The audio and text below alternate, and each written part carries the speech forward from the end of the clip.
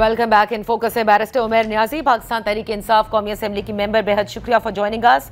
Barrister साहब, कल जो पेशावर में आप लोग एक पावर शो करने को हैं, उसके हवाले से इमरान खान साहब की अपने सोशल प्लेटफॉर्म एक्स पर जो हिदायत जारी की गई, जिसमें उन्होंने कहा गया कि तमाम शहरी जो है वो पेशावर ज़रूर जाएं और जुल्म के ख़िलाफ़ ऐलान बगावत करें। अब ये जो वर्ड है कोट अनकोट बगावत, किस किस्म की बगावत चाहते हैं खान साहब? क्योंकि पहले ही आप लोगों के लिए ये कहा जाता है और हुकूमती नुमाइंदे कहते हैं कि 9 मई को आप बगावत कराना चाहते थे और हमारे अस्करी इदारे में कराना चाहते थे। बिस्मिल्लाहिर्रहमानिर्रहीम। देखिए, जुल्म के ख़िलाफ़ तो आवाज़ उठाना मैं समझता हूँ कि हर शहरी का फ़र्क है, इससे तो आप भी डिसएग्री नहीं करेंगे। अगर कहीं जुल्म हो रहा है, चाहे वो ऑर्गेनाइज तरीके से हो रहा हो, इंडिविजुअल कर रहा हो या कोई रियासत की आड़ लेके कर रहा हो, तो जुल्म के ख़िलाफ़ तो आवाज़ उठाना मतलब हमारे लिहाज से तो एक दीनी फरीज़ा भी है। और देखें, इस वक्त जो आपको रिलेट करें जो KPK की सूरत हाल है कि 12 से 13 अजला ऐसे हैं कि जो इस वक्त नो गो एरियाज़ बने हुए हैं। ठीक है, कितने अरसे से आपने 22 ऑपरेशंस कर लिए, मुतअद्दिद IBOs कर लिए। तो ये बुनियादी तौर पे देखें, जलसे की सिग्निफिकेंस इस सेंस में है कि लोग एक ग्रेटर डायलॉग है कि एक दुनिया को, पाकिस्तान को पता चले कि KPK की आवाम की पल्स क्या है। देखें, KPK के लोग कोई दहशत गर्दी के हमायती नहीं हैं, वो चाहते हैं कि उनके यहाँ दहशत गर्दी ना हो, मगर देखें दहशत गर्दी को बहाना बना के KPK के लोगों को आप डिस्प्लेस कर दें।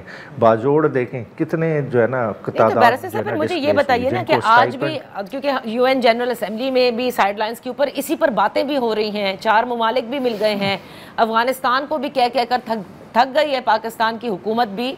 बार बार कहा गया, चाइना ने कहा कि आप अपनी सरजमीन को पाकिस्तान के खिलाफ होने से रोकें, TTP को, ख्वारिज को, सबको, लेकिन वो भी नहीं मानते, वो भी कोई एक्शन नहीं लेते। तो क्या किया जाए? बातचीत करें इनसे बैठकर। नहीं, बात है, इससे पहले भी एक बुनियादी सवाल है कि पहले है कि अमेरिका के इनखला के बाद देखें क्या ज़रूरत पड़ी थी कि $7 बिलियन का असला छोड़ के गए थे।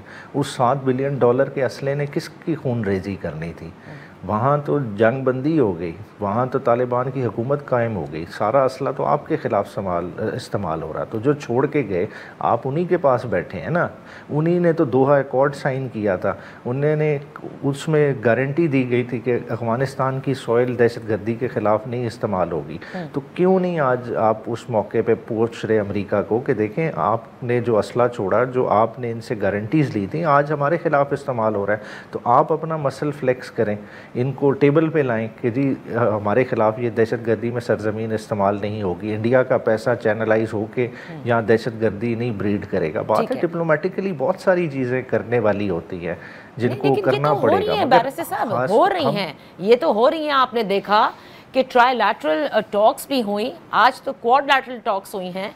लेकिन मैं ये जानना चाहती हूँ कि फिर जब तहरीक इंसाफ ये कहती है कि अफ़गानिस्तान को जंग में झकेला जा रहा है या ये ऑपरेशन बंद करें, तो I really want to know in very simple words, क्या करें? इन दहशतगर्दों से बैठ के बात करें, इनके खिलाफ कोई एक्शन ना लें? नहीं, देखें, दहशतगर्दों से आप किस तरह से बात कर सकते हैं? दहशतगर्द आपसे क्या बातचीत करना चाहते हैं?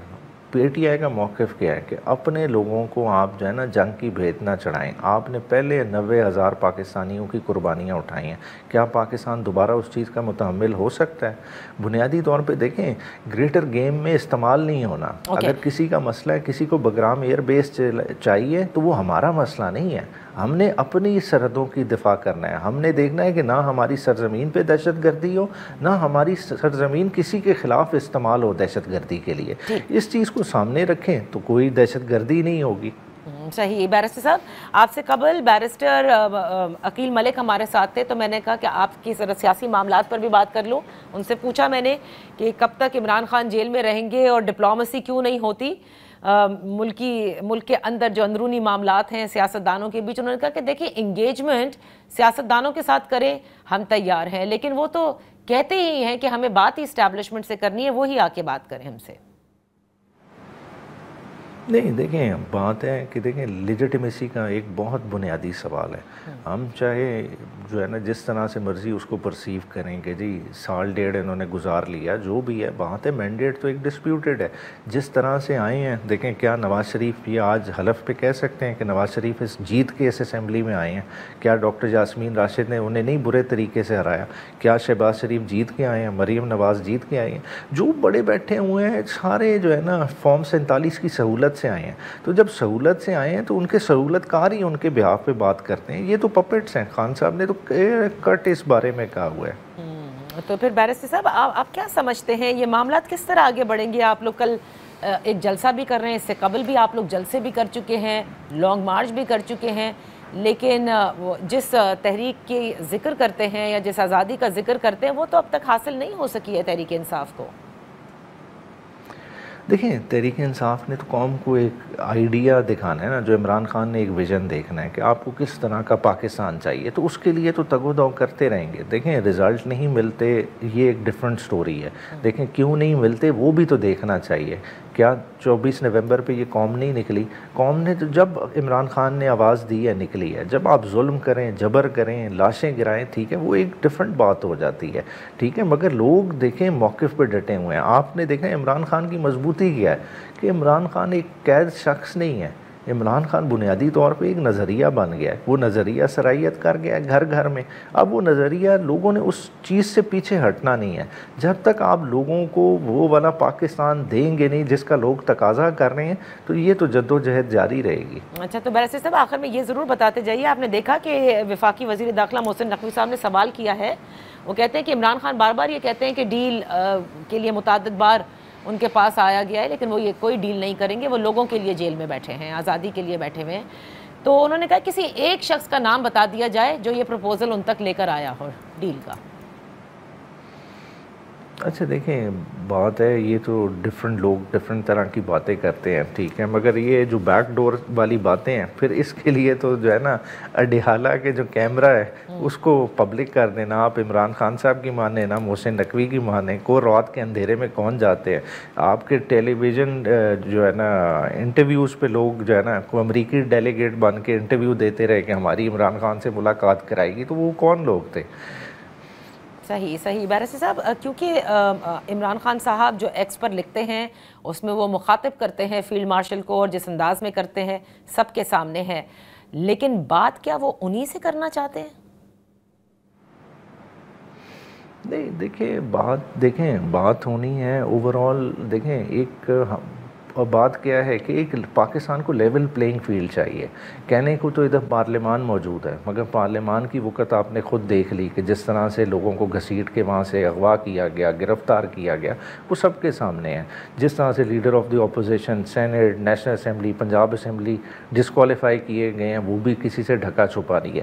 بات ہے کہ ایک انسٹیٹیوشنل بیلنس لانے کی ضرورت ہے. نہ عدلیہ کا آج وہ وقار رہا ہے، 26ویں آئینی ترمیم کے بعد جس پوزیشن پہ عدلیہ کھڑی ہے وہ بھی ہمارے لیے پریشان کن ہے. باقی اداروں کے لحاظ سے جو عمران خان بات کر رہے ہیں، ٹھیک ہے، باؤنڈریز تو ٹرانسگریس ہو رہی ہیں نا. اب یہ جو چیز ہیں آپس میں بیٹھ کے ری ڈرا ہوں گی یا جو ہے نا ری وزٹ ہوں گی. اگر اس طرح لڑائی لگی رہی تو آپ جتنی مرضی ڈپلومیٹک فیٹس کی بات کرتے رہیں، آپ کا ڈومیسٹک فرنٹ پہ یہ سٹیبلٹی نہیں آئے گی. تو اصل جو چیز آپ آئے کر رہے ہیں اکنامک سٹیبلٹی، وہ ملک میں نہیں آئے گی، اور 25 کروڑ عوام اس اکنامک سٹیبلٹی کی طرف دیکھ رہے ہیں. بہت بہت شکریہ barrister Umair Niazi for being with us on the show. اسی کے ساتھ پروگرام کا وقت ختم ہوتا ہے. کل تک کے لیے اجازت دیجیے. اللہ حافظ.